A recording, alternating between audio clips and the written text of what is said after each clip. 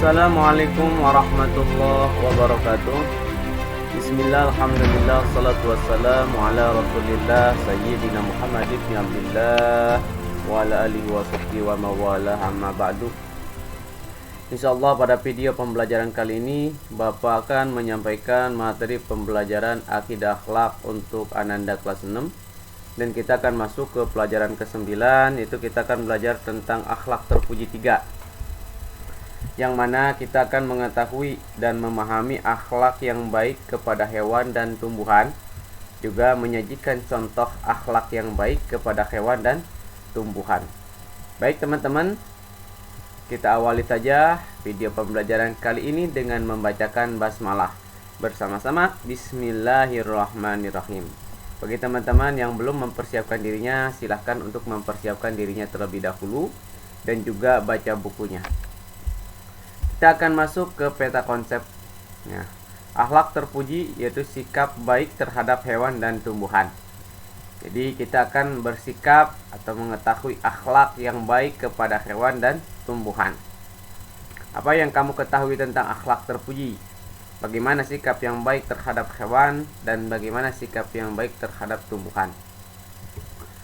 Sikap baik terhadap hewan dan tumbuhan termasuk akhlak terpuji ya teman-teman. Hewan dan tumbuhan yang ada di sekitar kita adalah salah satu bagian dari lingkungan kita.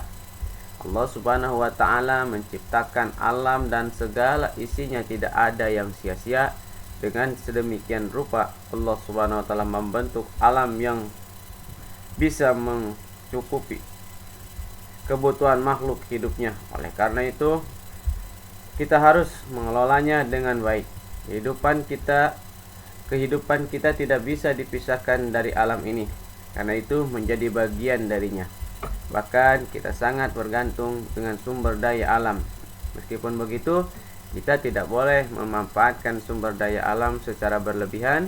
Jadi alam atau hewan atau tumbuhan merupakan faktor yang dominan dalam kehidupan. Jadi kita akan berakhlak kepada yang sering kita jumpai ya, hewan dan tumbuhan. Baik, kita sikap terhadap hewan. Bagaimana bersikap kepada hewan? Sama seperti sikap kita kepada manusia, kita juga harus menyayangi hewan. Itu ia juga bagian makhluk Allah Subhanahu wa ta'ala, sehingga tidak boleh kita perlakukan dengan semena-mena, apalagi terhadap hewan-hewan yang dilindungi. Meskipun hewan tidak berakal, tetapi ia memiliki naruli. Ia juga merasakan sakit jika disakiti. Coba kita bayangkan bagaimana reaksi hewan saat disakiti. Mereka pasti marah dan berusaha mempertahankan diri. Umumnya kita memelihara kucing atau burung di rumah. Lantas apakah selain hewan tersebut kita boleh berlaku kejam? Tentu tidak ya. Tentu tidak boleh. Kita tidak boleh membeda-bedakan rasa belas kasih terhadap hewan. Semuanya harus disayang. Jika hewan itu membahayakan atau mengancam keselamatan kita, kita boleh membuangnya atau mengembalikan habitatnya, tempat hidup aslinya. Bahkan jika benar-benar terpaksa, ia boleh dibunuh atau kita boleh membunuhnya.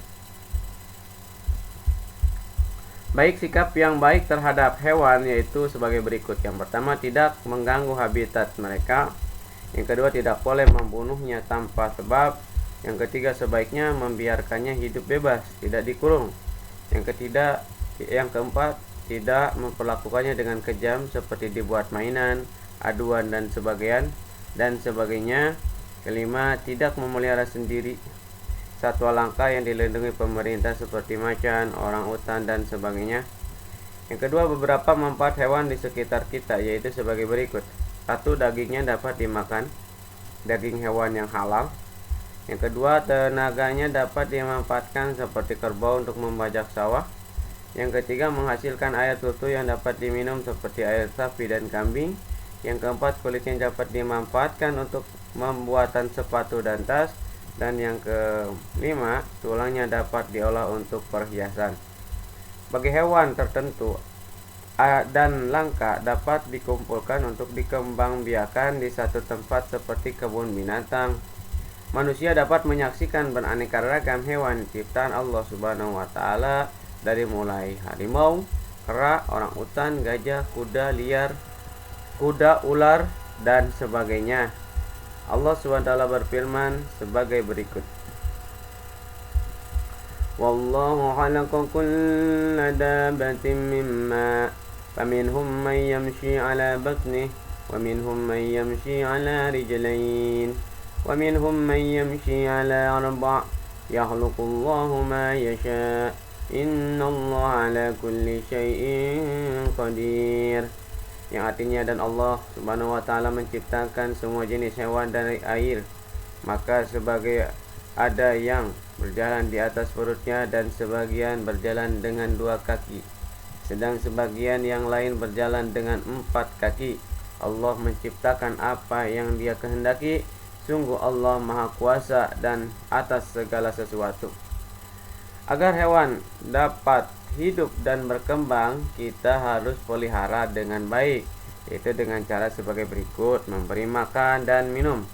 Yang kedua, tidak boleh menyiksa atau menyakitinya, misalkan diadu, seperti jangkrik, ikan cupang, dan ayam. Yang ketiga, apabila disembelih digunakan pisau yang tajam.